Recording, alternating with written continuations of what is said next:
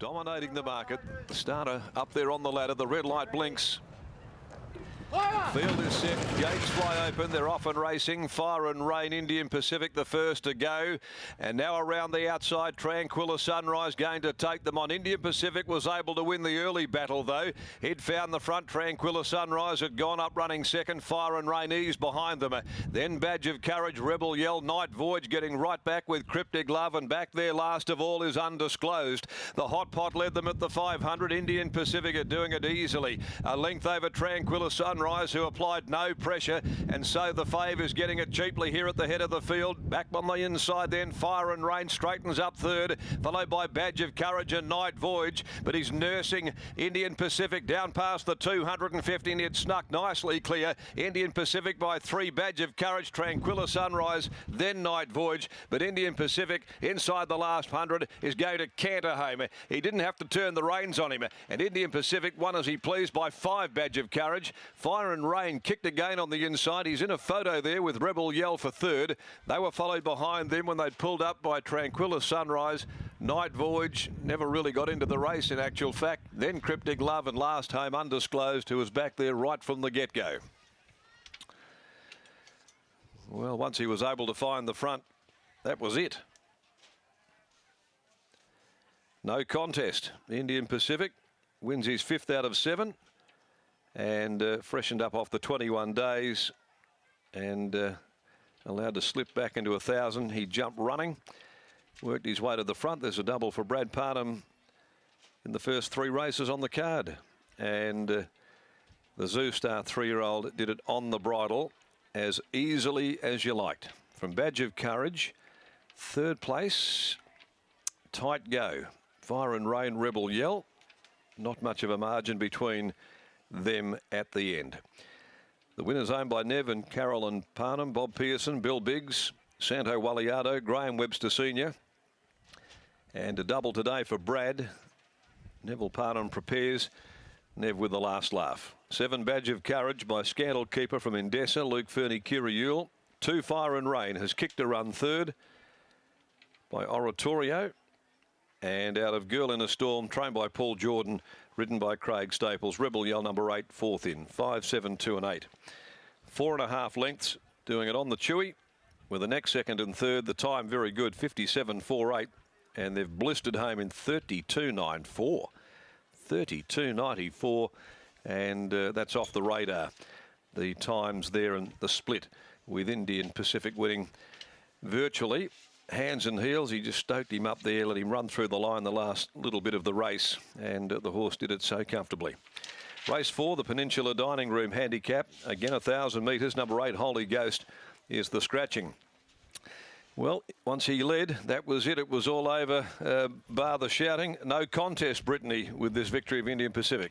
Well, Neville Parnham has been trying to tell us since this horse debuted that he's a very, very good horse, and it's taken till today, Neville, for the punters to really take notice into $1.40. Gee, that was as nice as you'd like to see them win. Yeah, it was very impressive today. Got a bit of a tailwind, so it might have enhanced the time a little bit, but as I said, yeah, he is a very good horse, quality horse, and once he pinged the gates like that and was able to cross them, find the fence and do it at his own steam, he was obviously had plenty to offer in the straight, and Brad rated him well, and it was yeah, it was a good effort. You mentioned do it under his own steam and do it on his own terms this time. Last start, that wasn't the case. You were taken on. How frustrating was it last start, and what did you come away from the run viewing it? To be honest with you, I think the run when he won in a photo, I think it took more out of him than I thought it did, and probably just cooked him a little. Which left him with maybe a little bit flatter that day. So he did really not a lot of work, but for about a week and a half or maybe even further, and then did a bit of work last weekend and galloped on Tuesday, and he's come out a fresh horse today. Some horses can struggle with that, having run over 13, 12, back to 1,000. Keeping him fresh, what do you view as his best sort of trip? Look, I reckon 1,200 or no problem at all, and we'll probably put him away now, I think.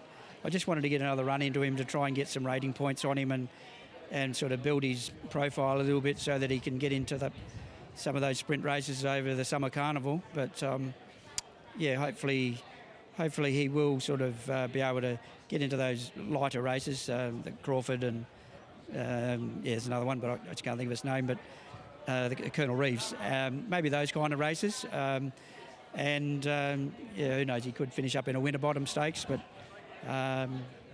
he's beaten some pretty fair horses, and Levitate obviously was awesome last week. I think he's a horse of great quality, and he'll certainly measure up to the Christmas horses, and probably when I put blinkers on him, he'll probably find another 5 or 6 lengths.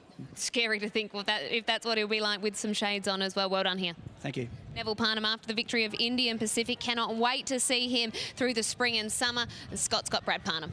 You must feel like Willie Pike at the moment, Brad Parnham. $1.40 pop. Bradley, that was very impressive. Did it feel as good as it looked?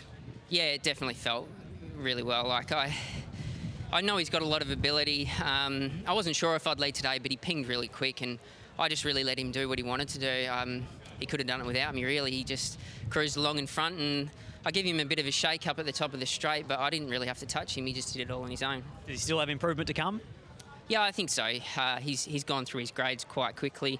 He's only been beaten twice, and I think he's probably a horse that will eventually get to the top grade, and if he holds up soundly, he should be always sort of in the mix in that top grade.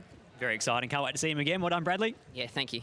That's Brad Parnham, and Neville Parnham after the victory of Indian Pacific justified his very short price quote, and now we'll see him head to the paddock and look forward to seeing him in some of the big summer features, and perhaps we may even see him in a Winterbottom this year, running home in sub 33 just then. Good time, good horse, Indian Pacific.